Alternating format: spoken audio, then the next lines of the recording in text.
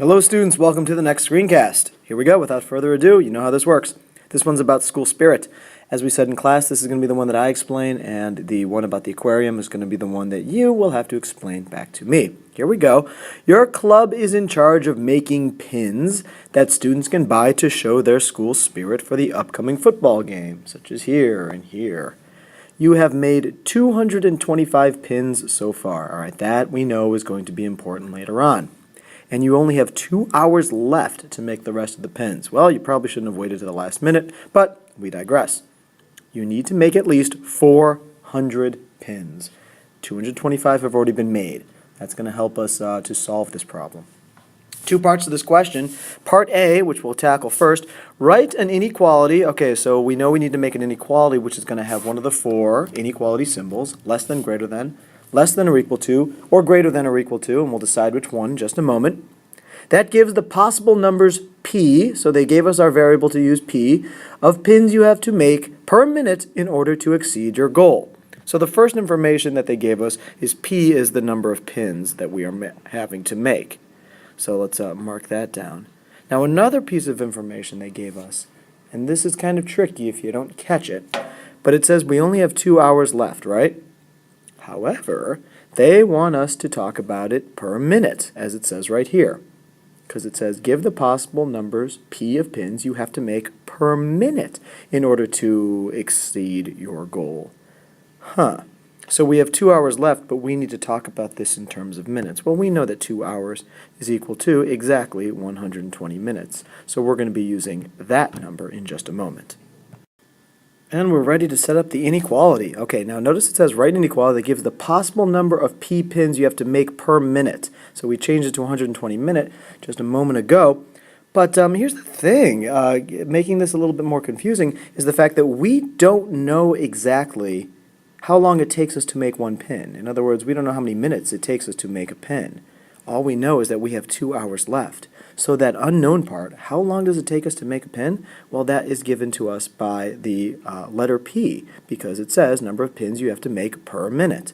So therefore, if we only have 120 minutes left, and we have to make some unknown P number of pins, well, the first part would be 120 multiplied by P, because keep in mind, this P is the number of pins per 1 minute. Okay? So we're going to multiply that by 120 to know how many individual pins that we need to make. But how many have we already made? Well, it says 225. So we have to add on, add on to the 120p, another 225, because those are already done. Those are sitting and ready to be sold. So as we know, that 225 is going to take away from the balance of 400 that we have left to make. So we have much less than 400 to make now because, like I said, 225 are already been done. But like I said also, we're also going to compare that to that grand total 400. Now we have to decide right here, what's it going to be? Is it going to be a less than, a greater than, a less than or equal to, or a greater than or equal to? Well, this 225 plus 120p expression, that represents how many pins we have made. 400 represents how many pins we have to get to. So let's think about this. It says we need to make at least 400 pins. At least 400 pins. Does that mean the number of pins that we make, represented here, can be greater than 400 if we need at least 400? Absolutely. Absolutely it does. If we need at least 400 pins and we make, say, 401, nice job. We met our goal. We made at least 400 pins. So therefore, the number of pins that we make has to be greater than 400. Can it be exactly 400? The answer? Yes. So not only is it greater than, it's greater than or equal to in this setup. So therefore we have 225 plus 120p is greater than or equal to 400. Once again, if we make over 400 pins, that's fine. If we make exactly 400 pins, that is also okay, which is why we used greater than or equal to. Now that we have this all set up, it is just a matter of solving. So I need to isolate this little variable p right here. I'm going to subtract 225 from both sides, of course, and 400 minus 225 is 175.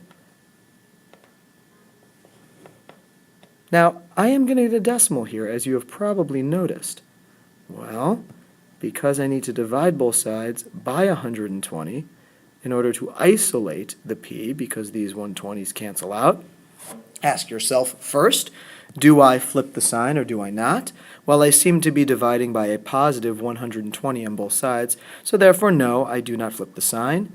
P remains as p. The greater than or equal to sign still remains as the greater than or equal to sign, and then I have to actually do the division of 175 divided by 120, which is a crazy decimal. It's 1.4583 repeating. Now, in the context of this problem, this number right here does not make much sense because we're talking about pins, we're talking about entire objects, and we're probably not going to make this crazy decimal of a pin. Yes, we can make one pin. Yes, we can make two pins. But can we make somewhere in between that? No, not exactly. So, how should we interpret our answer? Well, let's look at part B. It says, what are the possible numbers of pins you have to make per minute in order to exceed your goal? Now, the math gave us this answer. To answer part B, though, we have to think about what that is telling us. This is saying P, the number of pins I make in 1 minute, has to be greater than or equal to 1.458333333, and so on. In other words, P has to be greater than or equal to this number here. And because we're dealing with whole numbers, let's go up to the next highest whole number from 1.4583 repeating. And of course, that would be the number, that's right, 2. So therefore, to answer the question, what are the possible numbers of pins you have to make per minute in order to exceed your goal? That would be 2 pins per minute or more. Because let's think about it. If you make more than 2 pins a minute, you're going to have more than 400. And that's okay. That is definitely okay. Now, I think in this situation, it's important that we also check our work here. What we're saying is that 2 pins per minute or more would give us above our goal of having at least 400 pins. In other words, 400 or more. And the way we can check that is we can actually choose a number that is in accordance with what our solution set was. P, some number P, had to be greater than or equal to 1.458333333. And we said that could be 2 pins per minute or more. So let's choose a number that is more than 2 pins. Let's say we just happen to be working at an extremely efficient rate that particular day. And let's say we just happen to be, let's say we're doing 5 pins in a minute. That's a lot, 5 pins a minute. Which means that as we check our work with this equation right here, all we need to do is remove this p, and let's replace it with the number that we're trying to test, and that is, of course, 5. And let's see if we still get a true statement. All right, so let's see here. We have to multiply, of course, first. 120 multiplied by 5 is 600, and we're still adding the 225 to it.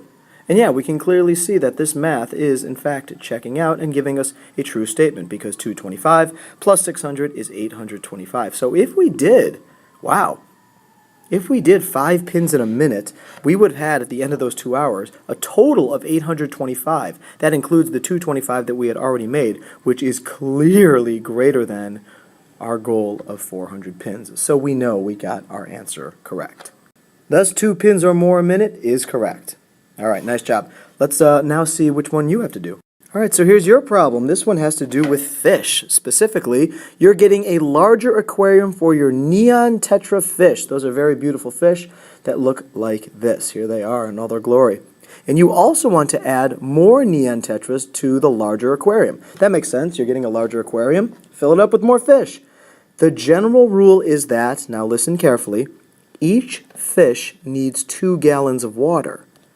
You currently have 6 neon tetras. Okay, we'll explore that fact a little bit more in just a moment. If you buy a 20-gallon aquarium, what are the possible numbers of fish you can put in your aquarium? You must show and, of course, explain how you got your answer. Good question. A little bit more challenging, but we can do it. First thing you got to understand, you are going to set up an inequality. you're going to need a less than, greater than, less than or equal to, greater than or equal to symbol. I'll let you decide which as you do your calculations and setting up the problem. But listen carefully to this part. You currently have 6 neon tetras, and each fish needs 2 gallons of water. So based on the fact that you already have 6, and each need 2 gallons of water, how many gallons in this tank must you already have? And keep in mind, it's a 20-gallon at maximum capacity aquarium. All right, so that's your problem. Good luck to you, students. If you need help, feel free to contact me, and I'll talk to you soon.